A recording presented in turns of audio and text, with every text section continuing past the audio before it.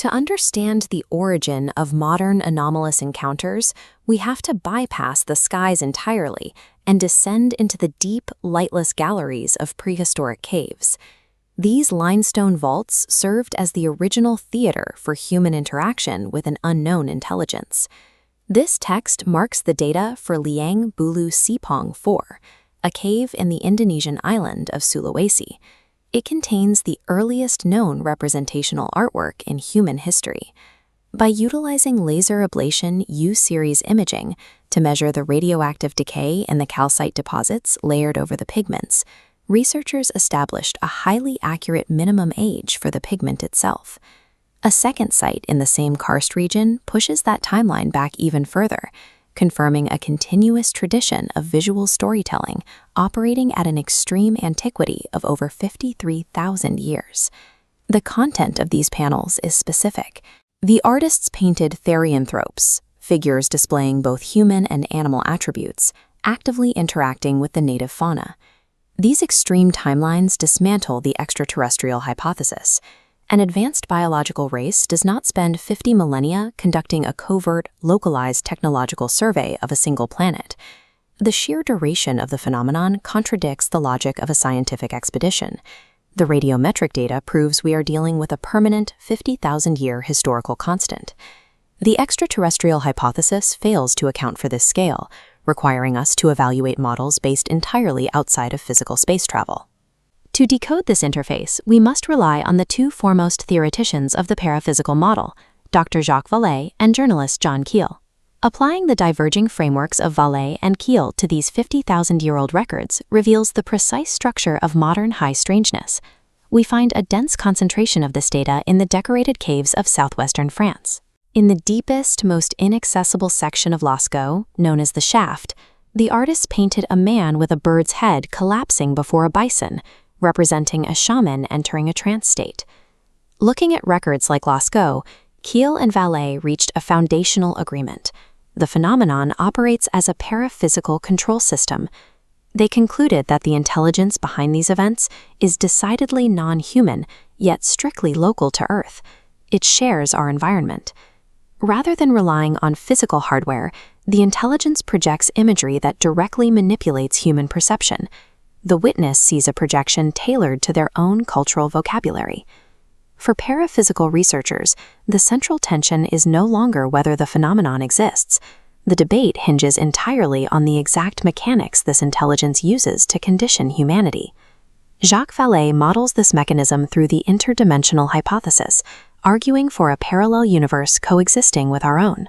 Entities encountered by Lascaux shamans, later codified as angels, belong to a reality orthogonal to human physics, inhabiting a dimension folded into hours.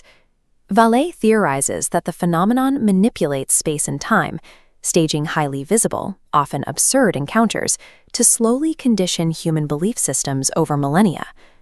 Under this framework, ancient cave art provides structural evidence of an unbroken, evolutionary mythological continuity. A fairy ring in medieval Europe serves the same exact psychological function as a modern saucer landing. Vallée's multiverse frames the phenomenon as a vast, neutral information system. It operates like a sociological thermostat, subtly guiding human consciousness and technological development across deep time. John Keel rejected the concept of parallel universes, instead proposing a unified field theory of high strangeness called the superspectrum. This localized, invisible electromagnetic ecology overlaps the Earth, existing entirely within our physical reality, occupying frequencies outside the narrow band of human perception. Keel argued that the intelligence consists of what he termed ultraterrestrials, entities composed of energy residing in the upper frequencies of this electromagnetic spectrum. Ultraterrestrials do not cross dimensional barriers.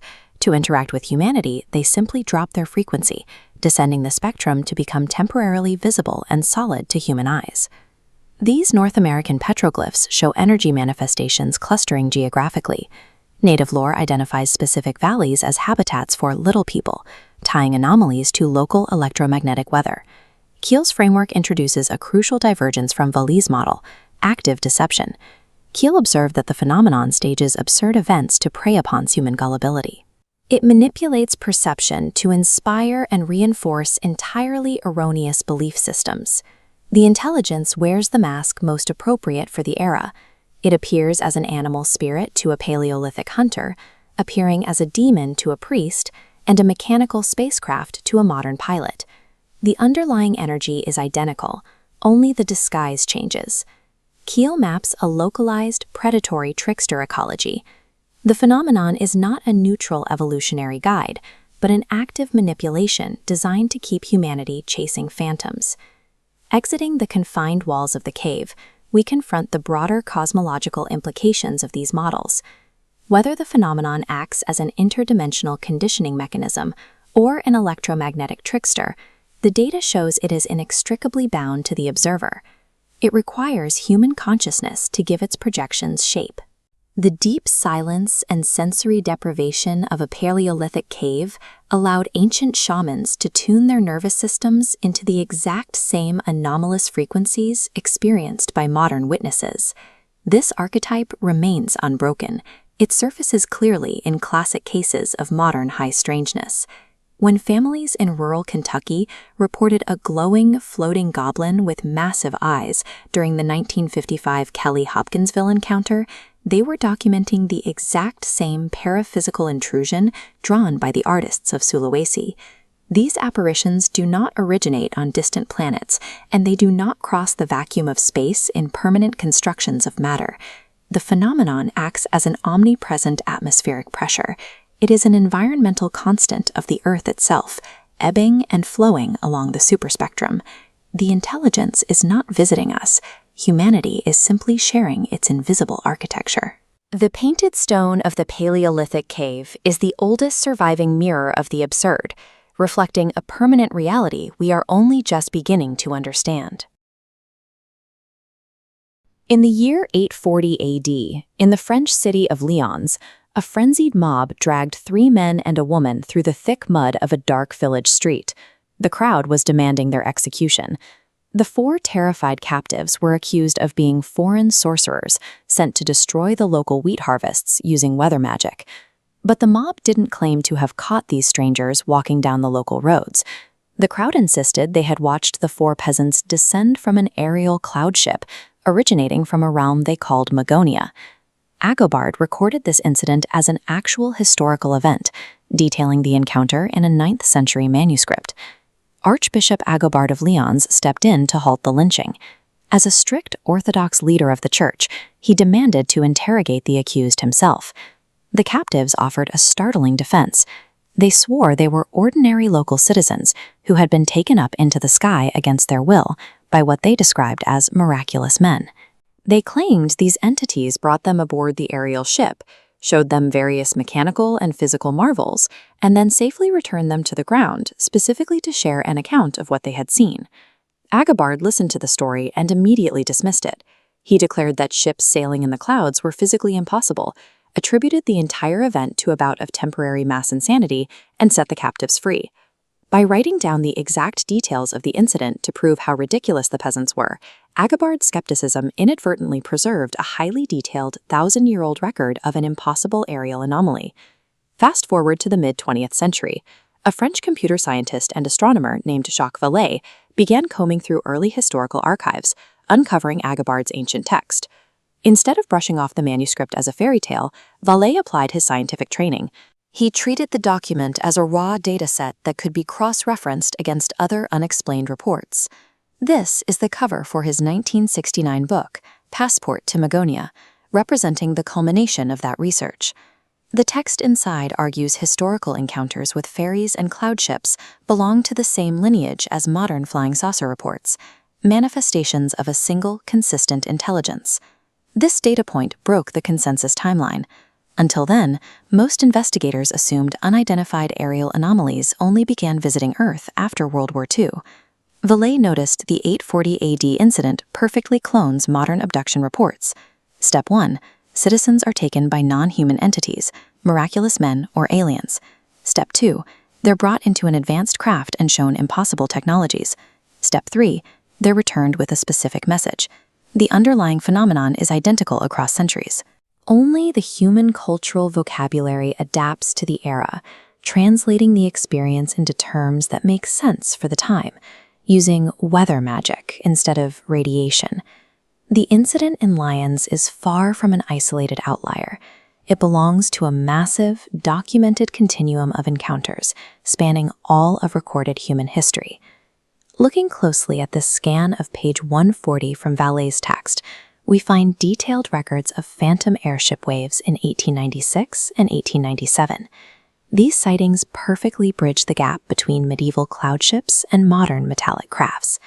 This massive volume of historical data, spanning over 1,000 years, directly contradicts the standard extraterrestrial hypothesis.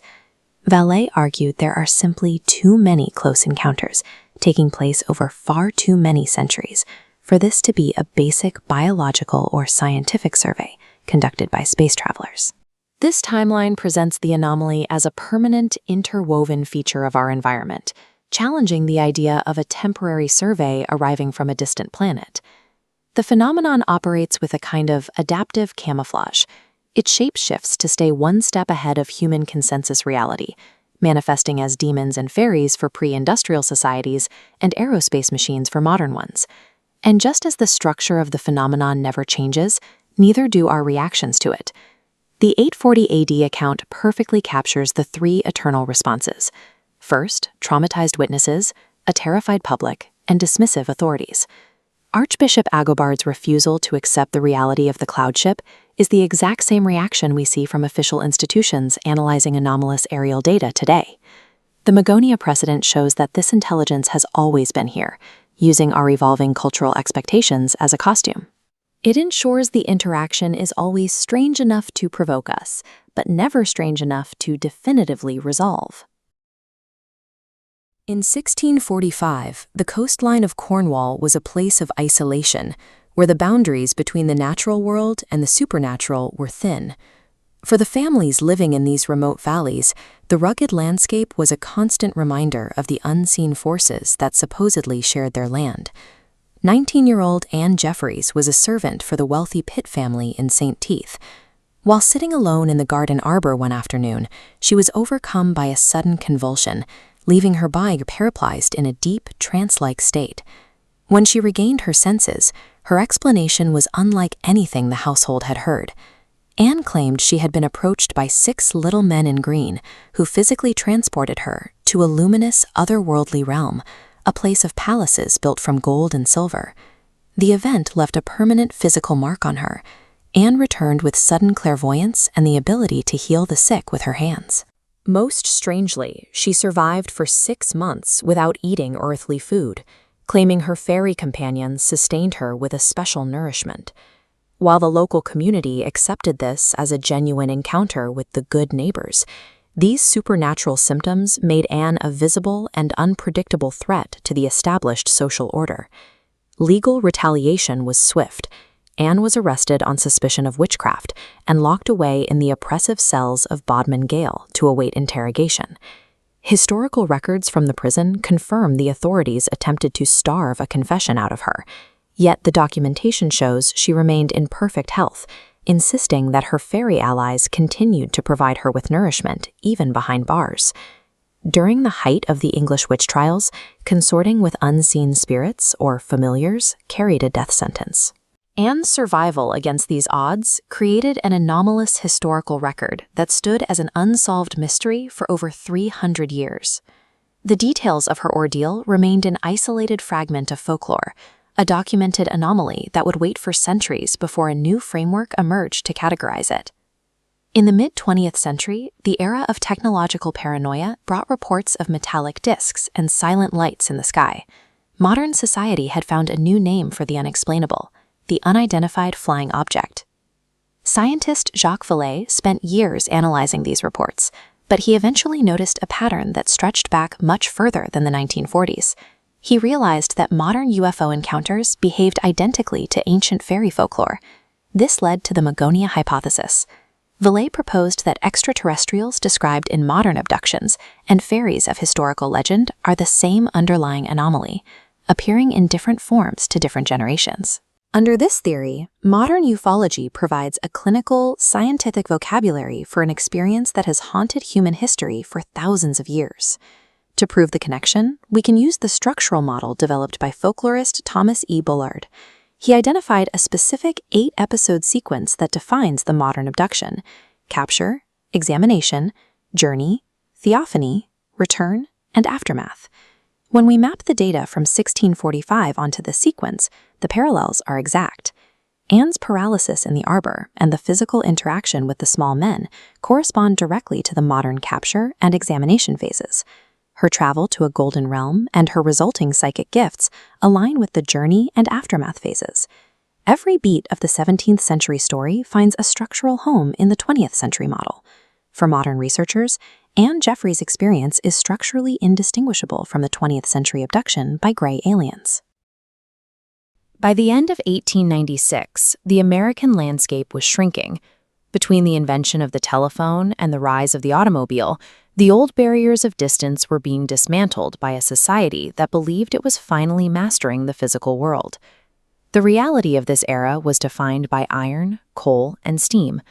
Progress was massive, loud, and entirely earthbound, anchored by the thousands of tons of steel moving across the nation's new rail lines. Yet for all this industrial mastery of the ground, the sky remained a vacant frontier. People anticipated the arrival of flight in newspaper columns and scientific journals, but above their heads, the air was still completely empty. This was the orderly reality of Sacramento, California, a city of stone and law that was about to experience a profound break in its understanding of the natural world. A population uniquely primed for technological miracles was paradoxically entirely unprepared for an encounter that didn't fit the rules of their century. On the night of November 17, 1896, a thick, oppressive overcast layer hung low over Sacramento, obscuring the stars and the moon. Through that dark ceiling, a mysterious light suddenly appeared. It drifted at roughly 1,000 feet, violating the stillness of a sky that had never before carried a moving light of that intensity. The witnesses below described an intense glare that seemed to hide a vague, dark body behind it. It was a luminosity so stark that it effectively blinded anyone attempting to identify the structure of the craft itself. In April 1897, Leroy, Kansas was home to Alexander Hamilton, a man whose reputation was as solid as the land he farmed. He was a wealthy landowner, a former state legislator, and a respected veteran of the territorial militia. Around 10:30 on a Monday night, a disturbance among his cattle drew him outside. Thinking his bulldog was causing trouble, Hamilton walked into his misty, moonlit field to investigate. Looking up, he saw something that defied the technical limits of his time. A massive, dark, cigar-shaped silhouette was gliding silently just above the treetops. Hamilton described a craft 300 feet long. It featured rotating turbine wheels and a transparent carriage underneath that glowed with a brilliant, intense light. This sighting happened decades before the first modern aircraft or the rise of science fiction. In 1897, Hamilton was describing a level of aerospace technology that simply should not have existed. Looking through the transparent glass carriage, Hamilton reported seeing 6 strange, hideous beings staring down at his farm. As he watched, the craft dropped a thick red cable into the corral and lassoed one of his heifers. Hamilton and his tenant farmer tried to free the animal, but the cable was caught in the fence. To prevent the ship from tearing down his pen, Hamilton cut the wire and watched as the craft rose slowly into the night, taking the cow with it. This bizarre incident creates a link between two very different worlds. It sits at the intersection of ancient folklore and the modern age of unidentified flying objects. Hamilton's description of a cigar-shaped object is a recurring detail in modern ufology. Databases today contain thousands of reports describing identical craft sighted all over the world. There are also parallels in the occupants. This is Betty and Barney Vell, whose 1961 abduction case is a cornerstone of modern UFO lore. Like Hamilton, they described a craft with a transparent section where strange beings looked down at the witnesses below. Even the loss of the heifer fits a pattern. Hamilton's report is one of the earliest and most detailed accounts of what we now call the cattle mutilation phenomenon. These connections led astronomer and computer scientist Jacques Vallée to include the case in his research. This is a page from his 1965 work, Anatomy of a Phenomenon, which analyzes the testimony of Alexander Hamilton. Vallée highlights Hamilton's specific account. We were awakened by a noise among the cattle, confirming the presence of an airship descending upon his cow lot. The 1897 report provides a detailed template for UFO sightings that would follow in the 20th century, forcing us to consider where that template originated. This is Jacques Vallée. In his book Passport to Magonia, he proposed that UFO sightings are not a modern development, but a new version of the fair folk encounters described in antiquity. Ancient European folklore is full of accounts of aerial beings riding in strange clouds and taking livestock or people. This vintage illustration of a fairy abducting a human shows the long history of these reports. The brilliant illumination Hamilton reported has an ancient counterpart. In medieval myth, fairies and elves carried luminous stones that emitted an otherworldly glow. Vallée calls this a transitional disguise. He suggests the phenomenon manifests in a form that humans of a specific era can understand. In 1897, a period of rapid mechanical progress, that form was a metallic airship. This implies a phenomenon that shifts its appearance from the magical beings of folklore to the mechanical craft of the industrial age to align with the technological context of the time. Vallée argues that the popular alien spaceship theory is too narrow because it ignores thousands of years of historical data that predate the space age. We usually imagine alien visitors as scientists, much like the personnel in this NASA mission control room. But the behavior Hamilton described, a glowing ship lassoing a cow, doesn't match the logic of a standard scientific survey. Instead, Vallée proposes the interdimensional hypothesis, the theory that these entities originate from a parallel reality coexisting with our own. He uses the term high strangeness to describe these encounters. As this timeline shows, he believes the phenomenon acts as a control system, adapting its disguise over time to influence human beliefs. According to this theory, the phenomenon uses absurdity to challenge our understanding of reality, ensuring it remains outside the reach of traditional scientific classification. Alexander Hamilton spent the remainder of that night standing in his empty Kansas field, left with only a cut fence and a story that no one in 1897 could explain. His encounter happened 50 years before the flying saucer reports of the 1940s. For researchers like Vallée, this chronology suggests the phenomenon was active long before we had a space-age vocabulary to label it. The core patterns reported in Leroy, the hovering lights, the physical paralysis, and the livestock theft, align with accounts found in folklore across centuries. In this framework, the searchlights and metallic hulls of the 19th century are modern iterations of the shining tents and luminous stones described in medieval texts. This suggests a system that updates its presentation to match our cultural context, remaining a constant presence that our current science is not yet equipped to define. When anomalous aerial encounters are mapped globally, a stark geographic divide becomes apparent. Their behavior shifts significantly depending on the region. Throughout the 1950s, the dataset was heavily skewed toward North America and Europe. Reports from these areas frequently featured distant lights, symbolic communications, or benign, theatrical engagements that left observers physically unharmed. Astronomer and computer scientist Jacques Vallée identified this as a critical data gap. By expanding his research to the Southern Hemisphere, he observed a sharp behavioral divergence in how the phenomenon interacts with human observers. Vallée noted that in South America, the phenomenon often drops its theatrical pretense in favor of predatory behavior that samples and probes with minimal camouflage. He identified this as a structural weak point in the phenomenon's global system, a geographic zone where the mask slips to reveal a raw physical nature. Focusing exclusively on passive encounters provides an incomplete understanding of the phenomenon's operational capacity.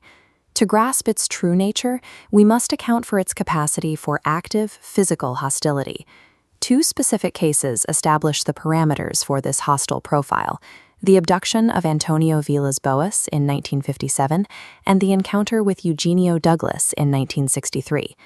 Both events are classified as predatory incursions, requiring three specific forensic markers: overt hostility toward a target, an attempt at physical capture, and measurable environmental interference.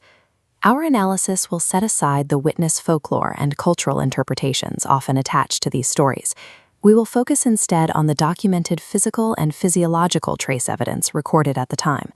Grounding an investigation in medical records and police reports allows an evaluation based on objective data. This approach isolates verifiable physical interactions from the subjective nature of the witness experience. In October 1957, Antonio Vilas-Boas was working a farm in Minas Gerais, Brazil. The event began with a reconnaissance phase. On October 5th and 14th, a silvery light tracked over the property, methodically observing the farmhouse before departing. At 1 a.m. on October 15th, the encounter shifted from observation to engagement. A luminous, egg-shaped craft descended and landed at the northern end of the plowed field. As Vilas-Boas attempted to drive his tractor away from the landing zone, the engine and the headlights simultaneously failed.